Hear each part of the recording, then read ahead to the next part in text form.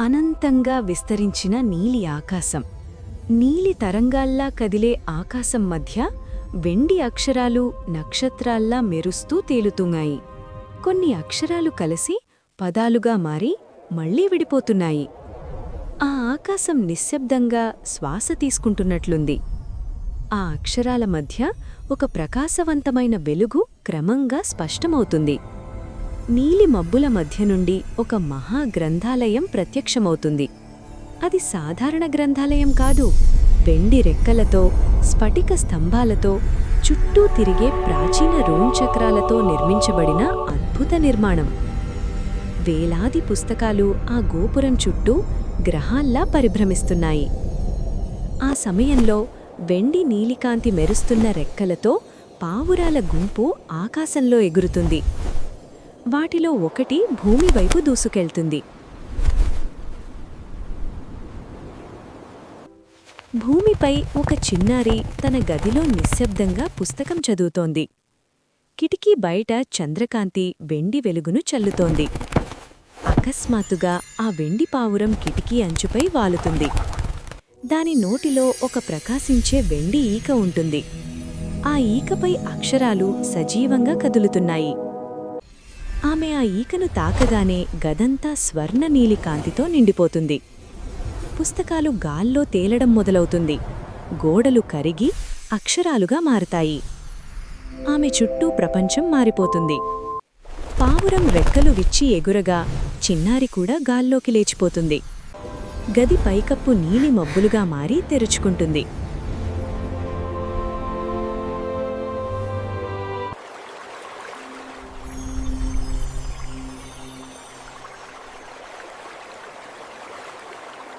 వారిద్దరూ ఆ నీలి ఆకాశంలోకి ప్రవేశిస్తారు.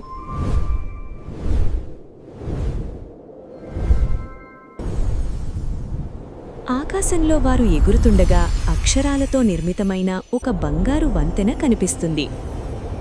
ఆ వంతెనపై ఆమె క్షణం నిలబడి కింద ప్రవహిస్తున్న నీలి నదిని చూస్తుంది. ఆ తరువాత అక్షరాల తుఫాను వారిని చుట్టుముడుతుంది. ఒక భారీ అక్షరాల చక్రవాతం ఆకాశంలో ఏర్పడుతుంది. పదాలు పగిలిపోతూ మెరుస్తున్న తుక్కులుగా మారతాయి. చీకటి మబ్బులు గ్రంథాలయాన్ని ముట్టడిస్తాయి. రూన్ చక్రాలు కదలడం ఆపేస్తాయి. పుస్తకాలు కింద పడతాయి. గ్రంథాలయం లోపల గందరగోళం. పావురాలు తుఫానుతో పోరాడుతున్నాయి.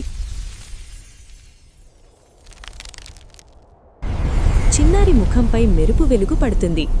ఆమె కళ్లలో భయం లేదు, సంకల్పం మాత్రమే. ఆమె చేతులు ముందుకు చాచి విరిగిపోయిన అక్షరాలను సేకరిస్తుంది.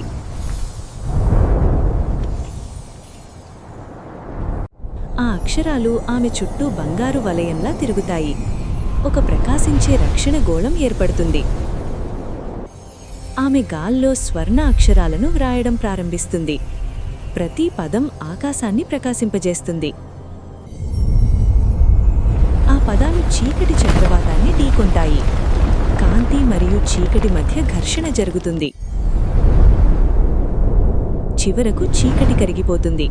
నీలి మబ్బులు నిశ్శబ్దంగా తొలగిపోతాయి. రంగులు తిరిగి వస్తాయి. గ్రంథాలయం మళ్లీ పునరుద్ధరించబడుతుంది.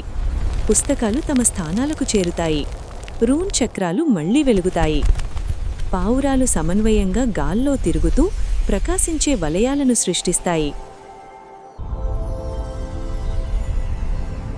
ఆకాశంలోని నక్షత్రాలు ఓపెన్ పుస్తకాల ఆకారంలో మెరుస్తాయి.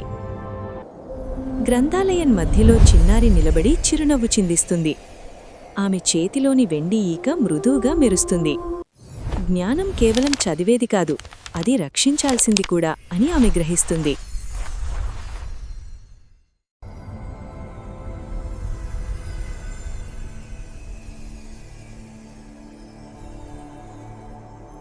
ఆ మహాగ్రంథాలయం అనంత నీలి విశ్వంలో చిన్న వెలుగు బిందువుగా మారుతుంది. కాని ఆ వెలుగు ఎన్నటికీ ఆరిపోదు. ఇది అక్షరాల శక్తి కథ. ఇది జ్ఞానాన్ని కాపాడిన ఒక చిన్నారి కథ. మా వీడియో మీకు నచ్చితే లైక్ చేయండి, షేర్ చేయండి. ఒకరోజు అమ్మమ్మ తాతయ్య చెప్పిన కథలు ఛానల్ని సబ్స్క్రైబ్ చేయండి.